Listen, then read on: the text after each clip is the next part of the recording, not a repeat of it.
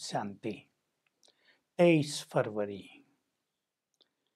शिवरात्रि के दिन आ रहे हैं, तो बाबा सभी बच्चों में उमंग उत्साह भरते हैं। बच्चे, शिवरात्रि का प्रोग्राम बहुत धूमधाम से मनाओ, सजावट भी करो, लोग देखें क्या हो रहा है। और इम्पोर्टेंट बात ये कि शिव की बायोग्राफी सुनाओ, क्योंकि ये शिवरात्रि, शिव जयंती ही सच्ची दिवाली भी है। वैसे तो भारत में ये दोनों त्योहार बहुत अंतर से होते हैं, लगभग 6 मास का अंतर हो जाता है, परंतु शिव जब आते हैं तभी आत्माओं की ज्योति जगाते हैं, इसलिए सच्ची दिवाली तो उस दिन से ही शुरू हो जाती है। और हम सब ब्रह्मावत्सों के लिए तो रोज ही दिवाली है, क्योंकि हमारी आत्म ज्योति तो रोज जगती है, उसकी लो ऊंची होती जाती है।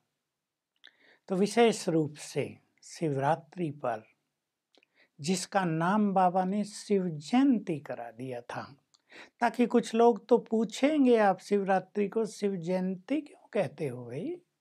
क्या शिव ने जन्म लिया है? पर वो तो अजन्मा है। तो शिव की निराकार शिव की बायोग्राफी बताओ।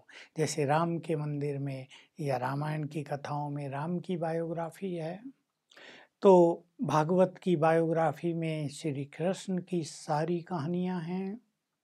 ऐसे ही शिवरात्रि पर शिव की बायोग्राफी सुनाओ। कैसे वो आता है, वो कौन है, उसका जन्म कैसे दिव्य और अलौकिक है।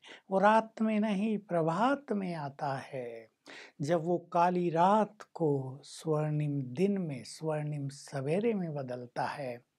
तो विशेष रूप से शिव का पूरा परिचय, वो निराकार है और वो ब्रह्मा विष्णु शंकर का भी क्रिएटर है। तो शिव और शंकर दोनों अलग अलग हैं। नहीं तो लोग शिव के मंदिर में जा रहे हैं, झोली भर दो, बम बम भोलानाथ, भांग धतूरा पीते थे महादेव, अनेक बातें उसके बारे में वहाँ चर्चा में होती हैं। तो अनेक साधु संत और भक्त भी भांग पीकर शिव के मंदिर में बैठे रहते हैं। वास्तव में ये गलत परंपरा है। महादेव शंकर बहुत बड़े तपस्वी थे, उनको ईश्वरीय नशा था। उस ईश्वरीय नशे को लोगों ने स्थूल नशों में बदल दिया और सोचने लगे भांग लें, धतूरा लें, सुल्फा पिएं। शायद महादेव जी भी यही करते थे, हम उन्हें फॉलो करें। पर ये तो व्यसन है। व्यसनों का तो प्रभाव ब्रेन पर, दिमाग पर बहुत बुरा पड़ता है। लोग सोचते हैं इसको पीने से मन शांत होगा, हमारी एकाग्रता, हमारा ध्यान बहुत अच्छा होगा। ये भी गलत है।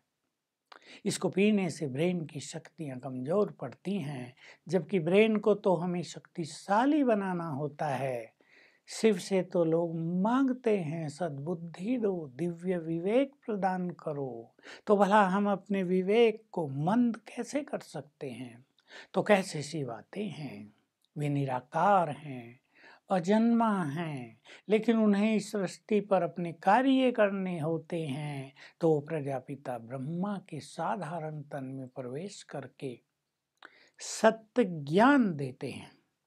वो ब्रह्मा द्वारा सृष्टि रचते हैं। इसको भी लोगों ने, विद्वानों ने, आचार्यों ने ठीक से समझा नहीं है। सोचते हैं ब्रह्मा के द्वारा उन्होंने एक एक चीज बनवाई, मनुष्य बनवाया, जीव जंतु बनवाए, और कुछ तो मानते हैं धरती बनवाई, आकाश, जल, ये सब स्थूल चीज मान ली है। लेकिन सत्य ये है कि शिव ने उनके द्वारा ज्ञान देकर, राजयोग सिखाकर आत्माओं को पतित से पावन बनाया, उन्हें मुक्ति धाम का मार्ग दिखाया, उन्हें मुक्त कराया और इस संसार को देव युग बना दिया। इसको ही सृष्टि रचना कहते हैं। एक एक को उसने देव तुल्य बनाया, एक एक को देवत्व प्रदान किया, बुद्धि को श्रेष्ठ किया, और ये कार्य उसका 83 ईयर्स से चल रहा है। तो इस अवसर पर बहुत अच्छे प्रोग्राम सभी करें, बाबा यही प्रेरणा दे रहे हैं। राम राज आ जाएगा। बाबा की बहुत अच्छी बात है कि देखो, राम सीता एक थे तो उनके कारण उनके राज को राम राज कहा गया।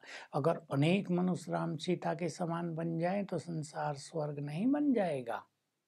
हम लोग राम मंदिर बनाने की बात भी कर रहे हैं, ठीक है, वो भक्ति की एक भावना का प्रश्न है, पर अगर सभी राम तुल्य बन जाएं तो घर घर मंदिर नहीं बन जाएगा।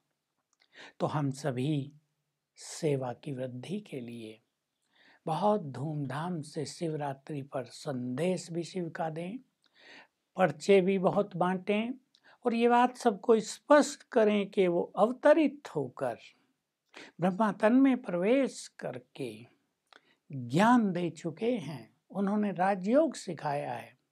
अगर अपने परम पिता से मिलना है, अगर उनसे सत्य ज्ञान लेना है, अगर दुख दर्द रोग शोक पीड़ा जो आजकल की समस्याएं विघ्न है इनसे मुक्त होना है तो आ जाओ उसकी शरण में, उसके बच्चे बन जाओ। इस तरह हमें खूब धूमधाम से ये शिव जयंती मनानी है। निश्चित रूप से शिव के अनेक छुपे हुए लाल उससे मिलन मनाएंगे। हमें श्रेष्ठ स्मृतियों में रहना है।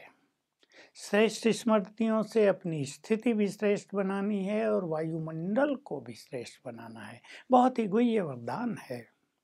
श्रेष्ठ स्मृति हम जानते हैं, पहली स्मृति में आत्मा हूँ, फिर मैं महान आत्मा हूँ, मैं बहुत भाग्यवान हूँ, मैं परम पवित्र आत्मा हूँ, मैं ईश्वरीय शक्तियों से संपन्न मास्टर सर्वशक्तिवान हूँ, मैं इस देव देवी हूँ, मैं पूर्वज हूँ, राज ऋषि हूँ।